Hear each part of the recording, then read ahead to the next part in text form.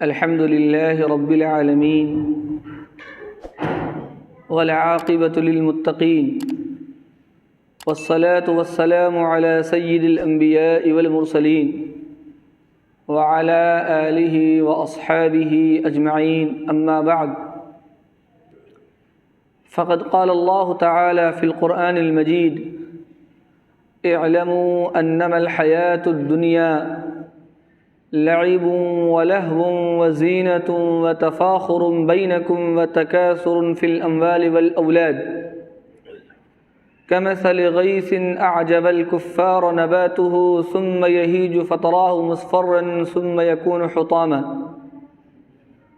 وفي الآخرة عذاب شديد صدق اللہ العظیم۔ محترم بزرگوں اور دینی بھائیوں، ابھی میں نے قرآن کریم کی ایک آیت تلاوت کی ہے۔ اس آیت کریمہ میں اللہ تبارک و تعالی نے ہم سب کی زندگی کی ایک عجیب حقیقت بیان فرمائی۔ ہماری زندگی کی حقیقت کیا ہے؟ ہم جس دنیا میں جی رہے ہیں اس دنیا کی حقیقت کیا ہے؟ اس کو اللہ تعالیٰ نے بیان فرمایا۔ ہماری زندگی کے مختلف مرحلے ہیں، ان مرحلوں کو بیان فرما کر اللہ تعالیٰ نے یہ بتلایا کہ ہماری زندگی کی حقیقت کیا ہے اور اس دنیا میں جس میں ہم جی رہے ہیں اس کی حقیقت کیا ہے۔ سب سے پہلے فرمایا اعلموا انما الحیات الدنیا، اے لوگو جان لو، انما الحیات الدنیا، کہ دنیا کی یہ زندگی لعب و لہو، کھیل تماشا ہے، کھیل کود ہے، زینت کا سامان ہے، فخر مباحات ہے، اور ایک دوسرے سے آگے بڑھنے کی تگ و دور ہے، اور کچھ نہیں اس دنیا کی حقیقت اور اس زندگی کی حقیقت۔ ہم اپنے آنکھوں سے مشاہدہ کرتے ہیں، دیکھتے ہیں کہ انسان کی زندگی میں مختلف مرحلے آتے ہیں، ہر مرحلے کی کیفیت الگ الگ ہوتی ہے۔ آپ دیکھیں گے ایک بچہ جو ہمارے گھر میں پیدا ہوتا ہے، ابھی چھوٹا سا ہے، گود میں کھیلتا ہے، دودھ پینے والا بچہ ہے، اس کی زندگی کو آپ دیکھیں تو وہ دن بھر کھیلتا رہتا ہے،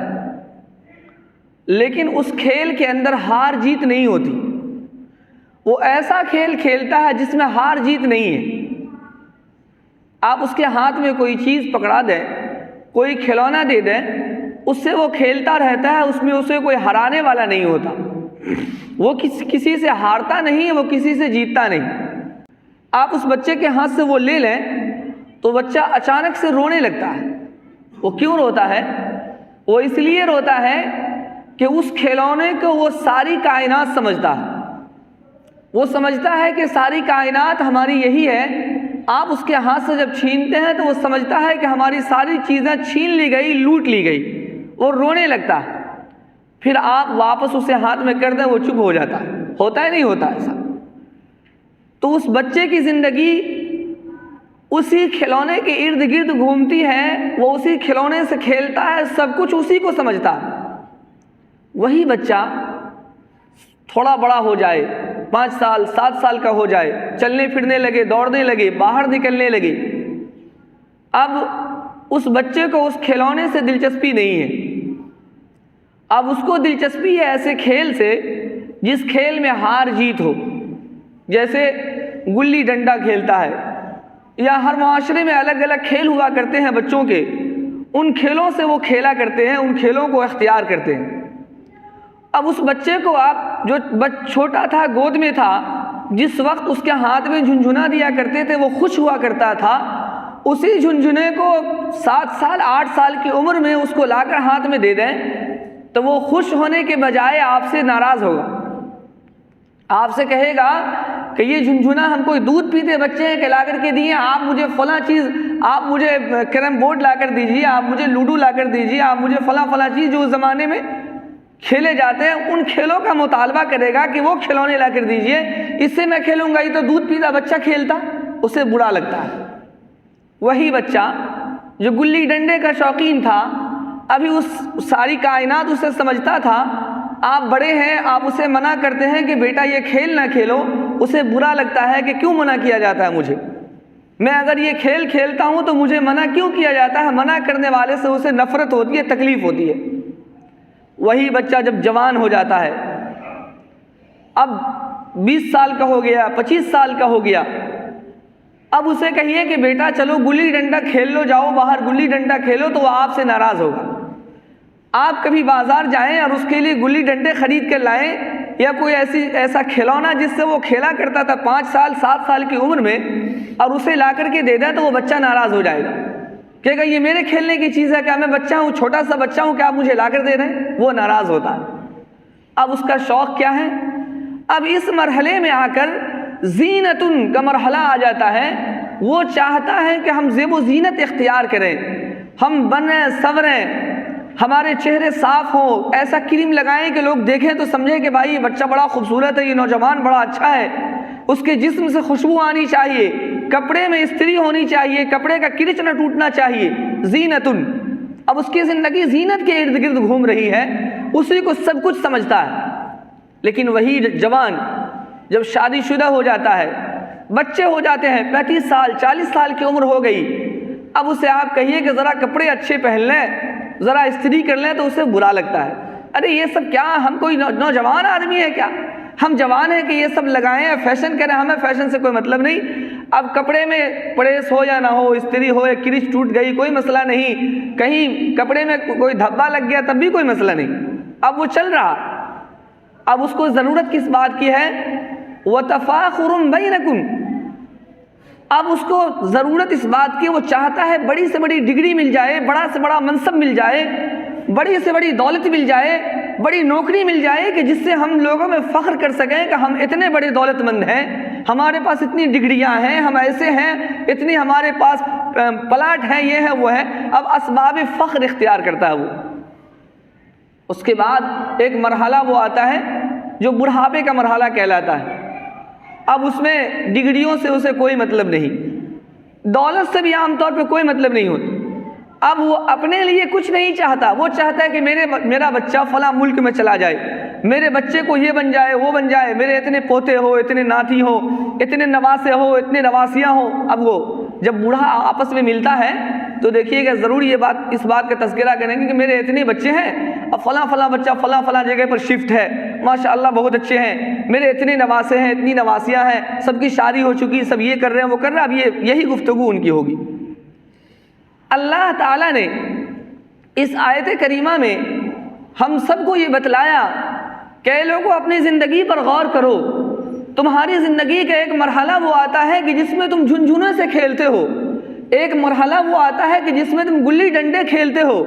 ایک مرحلہ وہ آتا ہے جس میں زیب و زینت اختیار کرتے ہو، ایک مرحلہ آتا ہے جس میں تم اسباب فخر اختیار کرتے ہو، دولت، ڈگری، نوکری چاہتے ہو، اور ایک مرحلہ وہ آتا ہے جس میں اپنی اولاد کی کثرت چاہتے ہو اور آپس میں فخر کرتے ہو۔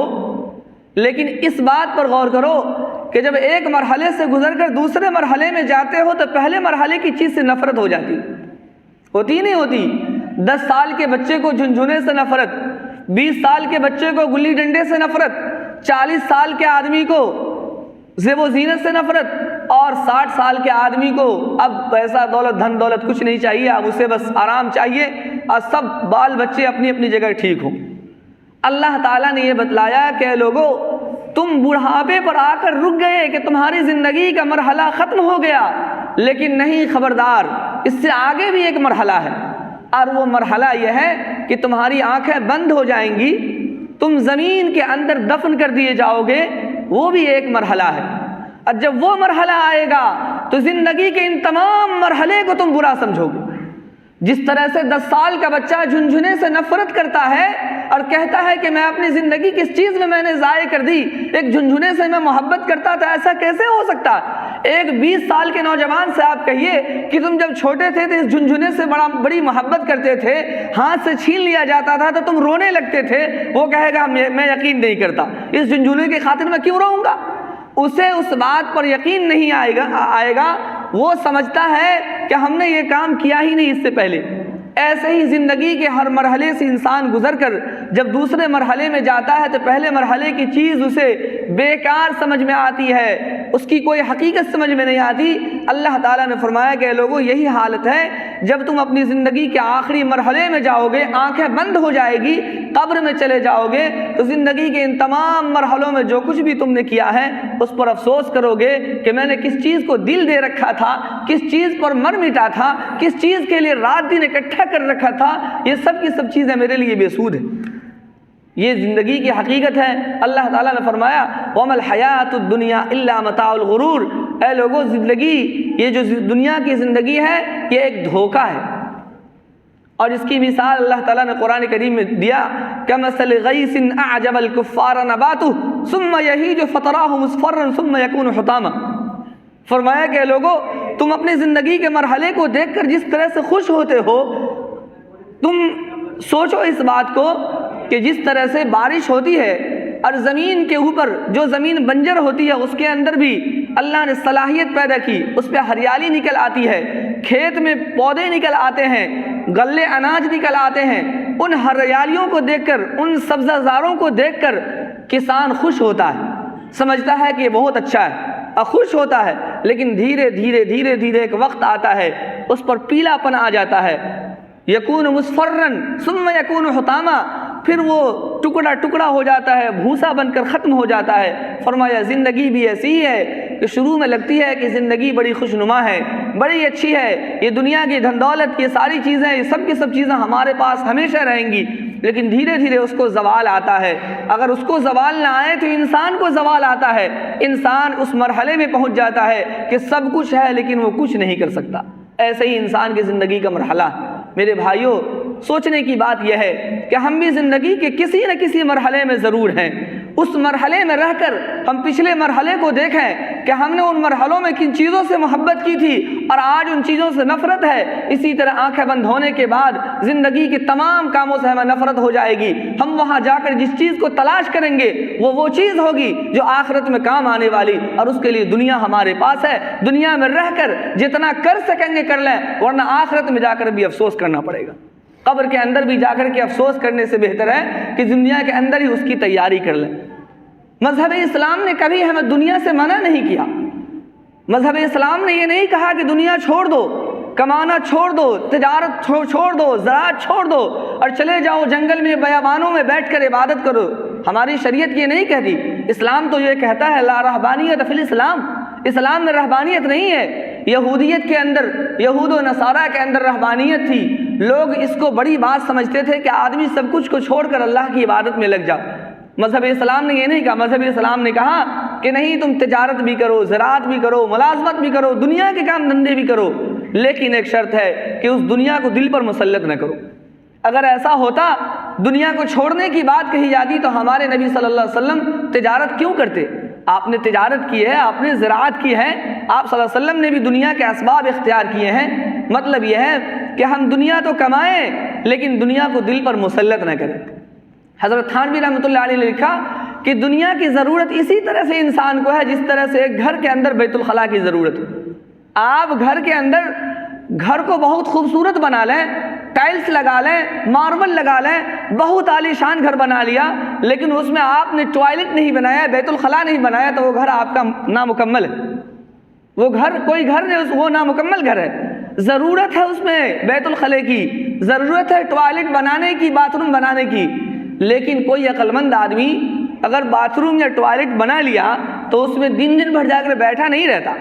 ضرورت پوری کرنے کے لیے جاتا ہے، ضرورت پوری ہوئی وہاں سے نکل آتا ہے۔ رہنے کے لیے تو اصل اس کا بیڈ روم ہے جس میں وہ رہتا ہے۔ ایسے ہی دنیا ہے، ہماری ضرورت ہے، اس کو اختیار کریں لیکن دل پر سوار نہ کریں، ہمیشہ اسی میں لگے نہ رہ جائیں۔ اگر آپ ہمیشہ اسی میں لگے رہ جائیں گے، یہ دل پر دنیا کو مسلط کرنا۔ ہمارا مذہب دنیا کمانے سے منع نہیں کرتا، دنیا کو دل پر مسلط کرنے سے منع کرتا ہے کہ دل پر دنیا کو مسلط نہ کرو۔